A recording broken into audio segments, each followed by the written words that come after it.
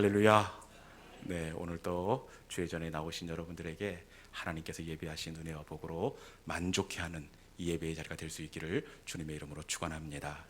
제가 보니까 이곳에 오신 걸음들을 우리는 어떻게 생각할지 모르지만 당연하게 오신 걸음이 한 분도 없는 것 같습니다. 어떤 분은 보니까 직장에서 마치자마자 저녁도 못 드시고 곧장 이리로 오신 분도 계시고, 어떤 분들은 아이들 챙겨서 일찍 저녁해 먹여서 아이들 손잡고 힘들게 온 걸음도 있습니다. 말씀드리기 좀 그렇지만 저도 그냥 말씀을 준비한 것이 아니라 하루 종일 목양실에서 진액을 짜는 심정으로 말씀을 준비했습니다. 여러분, 당연한 것이 아니라 모두가 특별합니다. 저는 우리 교회가 서로의 중심을 알아주는 우리 따뜻한 교회가 될 수 있기를 주님의 이름으로 축원합니다. 제가 가끔 말씀드리지만 우리 교회가 친정교회와 같은 그런 분위기였으면 좋겠다라는 생각을 해봅니다. 여러분, 시댁하고 친정은 완전히 다릅니다. 아이를 키워서 돌무렵에 젖을 뗄 때도 보면 친정어머니, 시어머니가 완전히 달라요. 시어머니는 얘 아직도 나오는데 그냥 먹이지 그러냐, 나오는데 그냥 먹이라는 거예요. 시어머니는 그렇습니다. 그런데 친정엄마는 아이고 야야 이제 그만해라, 몸 상한다, 먹일 만큼 먹었다, 이렇게 이야기한다는 겁니다.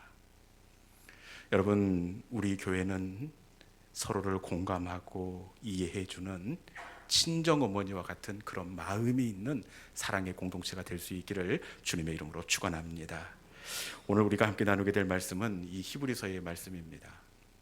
히브리서는 분류상 공동서신에 속하는 성경입니다. 공동서신. 이 공동서신이 뭐냐? 이 서신서는 공동서신과 바울서신 두 가지로 되어 있습니다. 이 바울서신은 말 그대로 바울이 집필한 서신, 로마서, 고린도 전후서, 빌립보서, 에베소서, 이런 바울이 집필한 서신이 바울서신. 바울서신 외에 다른 저자들이 단편으로 집필한 서신이 바로 공동서신입니다.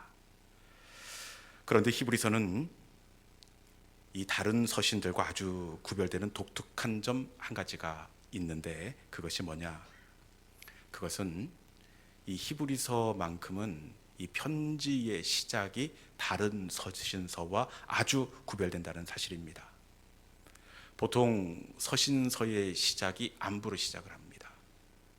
바울도 보면 그리스도 예수 안에 있는 사도 바울은 너희에게 문안하노니 은혜와 평강이 있을지어다, 이 문안 인사로부터 출발하는데, 히브리서는 그렇지 않아요. 히브리서는 인사가 되고 곧바로 본론으로 들어갑니다. 인사가 없이 곧바로 본론으로 들어가는데, 그것도 헬라어 원어를 보면 어투가 아주 격양되고 날카로운 문체로 이 히브리서의 서신이 출발하고 있는 것을 확인할 수가 있습니다. 여러분, 서신서가 원래 편지니까 잘 있었는지, 그리고 나도 잘 있다, 이렇게 인사로 시작을 해야 되는데, 유독 히브리서만큼은 왜 곧바로 인사를 생략하고 곧바로 격양된 어조로 이렇게 그 출발을 하고 있는 것일까요? 그 이유가 있는데, 그것은 지금 히브리서를 받고 있는 이 대상들이 여전히 그리스도의 초보에 머물러 있기 때문에 그렇습니다. 우리 6장 1절에 있는 말씀 같이 한번 읽어봅시다. 6장 1절. 자, 시작. 그러므로 우리가 그리스도의 초보를 버리고 죽은 행실을 회개함과 하나님께 대한 신앙과, 아멘. 오늘 말씀해 보니까 어떻게 되어 있습니까? 그리스도의 초보를 벗어버리고, 이 격양된 어조로 아주 날카롭게 시작하고 있는 것은 이 편지를 받고 있는 이들이 그리스도의 초보, 어린아이 신앙에 머물러 있기 때문에 그렇습니다. 우리는 그리스도의 초보 이렇게 이야기하니까 혹시 신앙의 연수가 짧거나 아니면 신앙에 입문한 지가 얼마 되지 않아서 저들이 아직 그리스도의 초보에 머물러 있는 것이 아닌가 이렇게 생각할 수가 있는데, 저들이 지금 어떤 상황 가운데 있다고 말씀하고 있느냐? 방금 막 입문한 새신자인지 아닌지 우리 히브리서 5장 12절입니다. 한 장 앞쪽에 있는 5장 12절에 있는 말씀, 저들이 지금 어떤 상황 가운데 있는지 읽어보도록 하겠습니다. 자, 시작.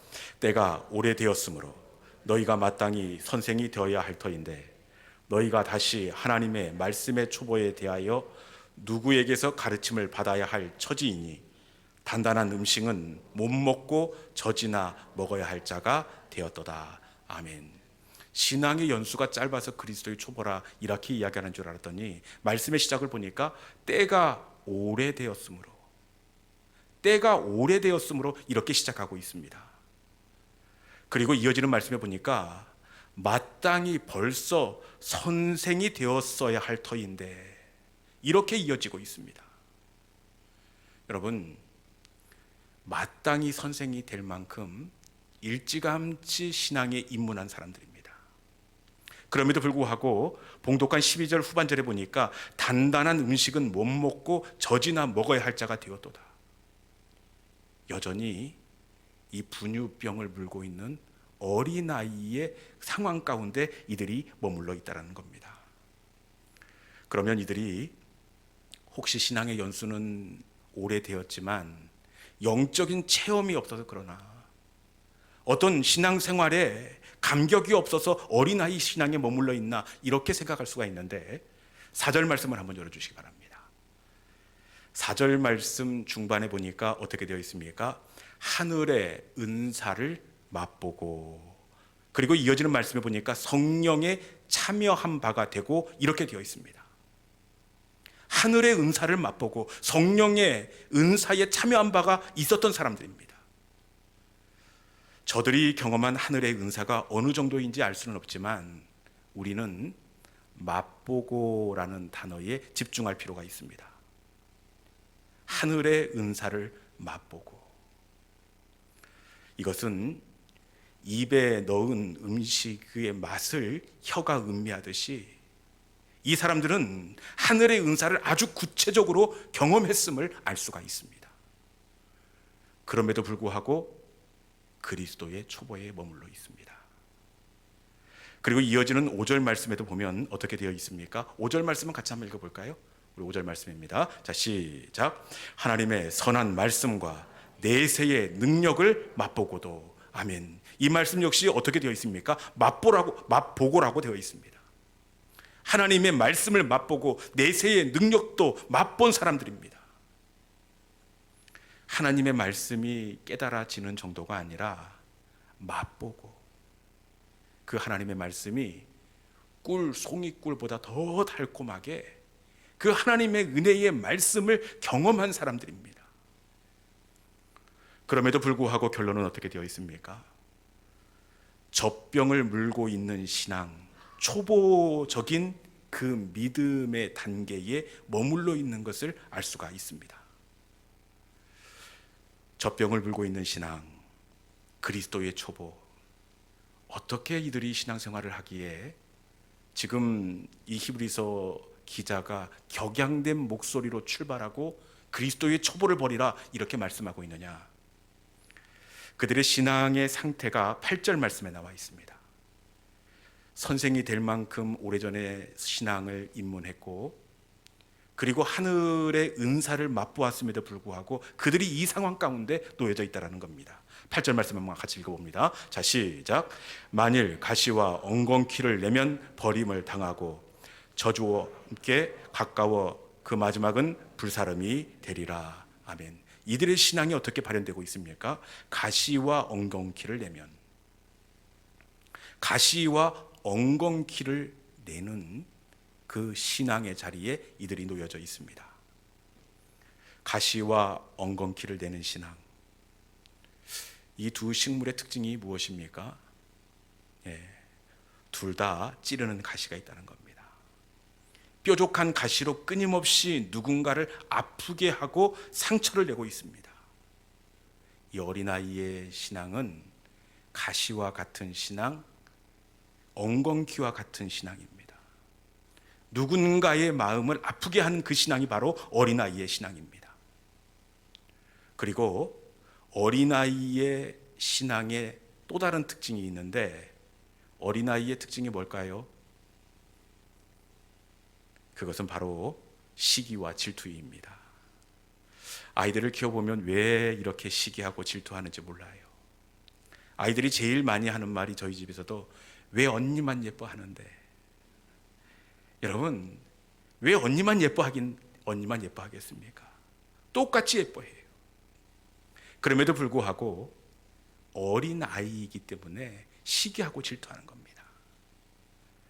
그런데 교회에서도 보면 이 시기와 질투가 있어요. 이런 분들은 신앙의 연수를 잘 한번 헤아려 볼 필요가 있습니다. 제가 전에 있던 교회에서 구역 예배를 가서 같이 연합으로 예배를 드리고 나면 이제 구역 식구들 돌아가면서 가정마다 기도를 해주지 않겠습니까? 돌아가면서 쭉 기도를 해주는데 어떤 한 집사님이 기도가 끝나자마자 시험이 들었다는 거예요. 아니 왜 그러시냐고, 제가 간절하게 기도했는데 왜 그러시냐고. 그랬더니 집사님 하시는 말씀이, 구역장님 댁은 52초, 우리 집은 44초를 했다는 겁니다. 그리고 구역장님 집은 좀 세게 주시옵소서 이렇게 하고, 우리 아이들 기도할 때는 밋밋하게 했다는 겁니다. 여러분, 별것 아닌 것 가지고 시기하고 질투하는 것이 바로 교회입니다. 어린 아이의 특징은 시기와 질투가 많다는 겁니다. 여러분, 히브리서 성경을 받고 있는 이 공동체가 하늘의 은사를 맛보았습니다. 이제는 장성하여 선생이 되어야 할 정도의 신앙을 가지고 있음에도 불구하고 질투하고 가시를 내고 엉겅퀴를 냅니다. 그리스도의 초보에 머물러 있으니 이 말씀 하나님이 얼마나 답답하고 맥이 빠지겠습니까? 여러분, 믿음은 어떤 것이냐? 자라나는 것이 바로 믿음이 되는 줄로 믿습니다. 신앙의 연수가 쌓이면 쌓인 만큼, 하늘의 은사를 맛보면 맛본 만큼 부드러워지고 아름다워지는 것, 이것이 바로 믿음의 사람이 되는 줄로 믿습니다. 여러분, 믿음의 사람은 반드시 자라나야 돼요. 우리 하나님은 자라나는 걸 통해서 영광을 받으시는 줄로 믿습니다. 자라나지 않으면 하나님께 근심이 됩니다. 전에 신학교에 다닐 때 가깝게 지내던 동기 전도사님이 계셨습니다. 큰아이는 딸을 낳고 둘째는 아들을 낳았는데, 아들 낳았다고 얼마나 좋아하든지 더러 수업도 잘 안 나오고 아이를 보러 가는 그 얼굴을 지금도 잊을 수가 없습니다. 그런데 이 둘째 아이가 유달리 좀 더디 자라는 겁니다. 그러다 불안한 마음에 병원에 가서 검진을 해봤더니 아이가 한 번에 바짝 늙고, 그리고 그 다음은 자라지 않는 이 조로증 진단을 받고 말았습니다. 지금 그 아이가 벌써 중학교 나이가 되었는데, 얼마 전에 보니까 여전히 몸은 5살 꼬마 아이의 몸으로 멈추고 말았습니다. 여러분, 더 이상 자라지 않는 아이를 보는 부모의 마음이 어떻겠습니까? 이건 걱정이 아니라 눈물입니다. 그런데 우리 그리스도인들 가운데에도 여전히 자라지 않는 성도들이 있다는 거예요. 어린아이의 신앙, 벌써 선생이 되었어야 함에도 불구하고 여전히 젖병을 물고 있는, 자라나지 않는 어린아이의 일들 가운데 붙들려 있는 성도들이 있다는 겁니다. 여러분, 그리스도의 초보를 벗고 어린 아이의 일들을 내려놓는 믿음의 성도들이 될 수 있기를 주님의 이름으로 축원합니다. 그런데 문제가 있어요. 그렇게 돼야 하는 줄 알면서도 잘 안 된다는 겁니다. 더군다나 나이를 먹으면 좀 더 부드러워지고 좀 더 친절해질 것 같은데 그렇지 않아요. 나이를 먹으면 먹을수록 더 변화하기가 힘들다는 겁니다. 연세를 들면 들수록 별것 아닌 것 가지고 오해하고 마음이 상해 그 마음을 잘 풀지 않는 경우가 더러 많이 있습니다. 여러분, 그러면 어떻게 우리가 날마다 자라나고 성숙한 신앙인이 될 수가 있을까요? 어떻게 될 수 있을까요? 우리 본문 3절에 있는 말씀 같이 한번 읽어보겠습니다. 본문 3절입니다. 자, 시작. 하나님께서 허락하시면 우리가 이것을 하리라. 아멘. 다시 한번 읽어봅시다. 자, 시작. 하나님께서 허락하시면 우리가 이것을 하리라. 아멘. 그리스도의 초보를 벗어버리고 날마다 자라날 수 있는 것, 말씀해 보니까 하나님께서 허락하시면 우리가 이것을 하리라. 여러분, 하나님께서 허락하시면 변화되게 되어 있고 자라나게 될 줄로 믿습니다. 죄성을 가진 우리는 절대로 변하지 않습니다. 오직 하나님께서 하시면, 하나님께서 허락하셔야, 하나님께서 행하실 때에야 우리는 어린아이의 신앙을 내려놓고 성숙한 신앙으로 나아가게 되어 있습니다. 성경에 나타난 모든 하나님의 사람들의 변화를 봐도 사실 하나님께서 허락하시면, 하나님께서 은혜 주시고 하나님께서 붙잡아 주셨기 때문입니다. 여러분, 모세를 한번 보십시오. 모세, 이 사람이 변할 사람입니까? 얼마나 즉흥적이고 다혈질적이던지 말도 끝나기도 전에 애굽 군인을 쳐서 살인하고 말았습니다. 그런데 이 다혈질적인 모세가 어떻게 되었습니까? 하나님이 허락하시면, 하나님이 그 마음을 만져주실 때 이 사람 모세는 온유함이 지면의 모든 사람보다 더하더라. 하나님이 만져주시고 하나님의 은혜 주실 때에 그의 혈기가 마르게 된 줄로 믿습니다. 야곱도 마찬가지입니다. 야곱, 이 사람은 모세보다 더한 사람 아닙니까? 젊은 날의 야곱은 그 이름처럼 속이는 인생이었습니다. 자신의 성공을 위해서는 형도 속이고 아버지도 속이고 옆에 있는 사람에게 손해를 주고 고통을 주는 사람이었습니다. 그런데 이런 야곱도 하나님께서 은혜 주시고 그 마음을 만져주실 때에 야곱이 변하여 이스라엘, 하나님의 사람이 된 줄로 믿습니다. 변화는 하나님이 내 속에 은혜를 부어주실 때 달라지게 되어 있습니다. 우리 속에 성령이 임재하실 때, 성령, 예수 그리스도의 영이 내 속에 들어오실 때에 우리는 변화되게 되어 있고 날마다 따뜻한 그리스도의 성품으로 달라지고 변화되게 되어 있습니다.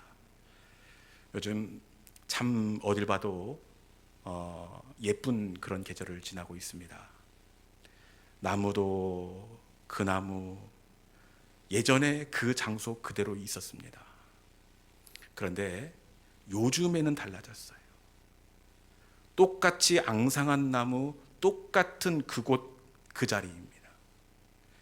그런데 똑같은 나무이지만 완전히 달라서 잎이 나고 꽃이 터졌습니다. 여러분, 달라진 것이 무엇입니까?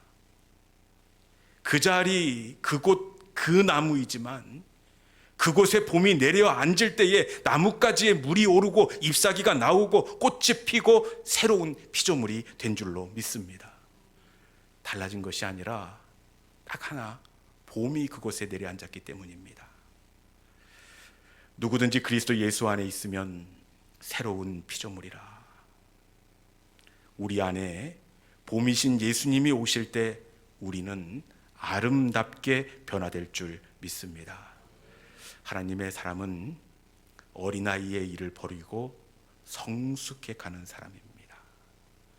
신앙의 연수가 쌓이면 쌓인 만큼 말이 변하고 표정이 변하고 그리고 내게 불어오는 바람을 대하는 태도도 달라지는 사람이 바로 하나님의 사람입니다. 어린아이일 때는 조그마한 것에도 불안해하고 요동합니다. 그런데 성숙한 믿음의 사람은 일희일비하지 않습니다. 그것은 하나님의 큰 계획을 바라보면서 바람 앞에서 오히려 더욱 납작 엎드릴 수 있기 때문에 그렇습니다. 여러분, 하나님이 오늘도 원하시고 기대하는 사람은 그리스도의 초보를 버리고 믿음의 장성한 분량으로 날마다 자라가는 성도입니다. 이 시간 하나님이 하시면 우리도 우리 속에 변화가 시작될 줄로 믿습니다. 이 시간 변해가는 주변에 있는 만물을 바라보면서 우리도 하나님이 기뻐하시는 아름다운 그리스도의 성숙한 사람으로 그렇게 변해가는 우리 모든 믿음의 성도들이 될 수 있기를 주님의 이름으로 축원합니다. 이 시간 주신 말씀을 붙잡고 신실하게 진실하게 주님 거룩하게 살게 하소서. 우리가 변화될 수 있는 것, 어린아이의 일을 버릴 수 있는 것, 그것은 하나님이 하실 때에야 가능하다, 이렇게 말씀합니다.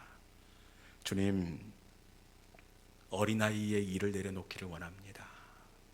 그리스도의 촛불을 이제는 떼어버리기를 원합니다. 나의 마음을 만져 주옵소서. 나의 영혼을 새롭게 하여 주셔서 이제는 가시와 엉겅퀴가 아니라 누군가의 아픔을 덮어주는 성숙한 믿음의 장성한 성인이 되게 하여 주옵소서. 이 시간에 신실하게 진실하게 거룩하게 살게 하소서. 우리 함께 말씀을 붙잡고 찬송의 자리로 나가도록 하겠습니다.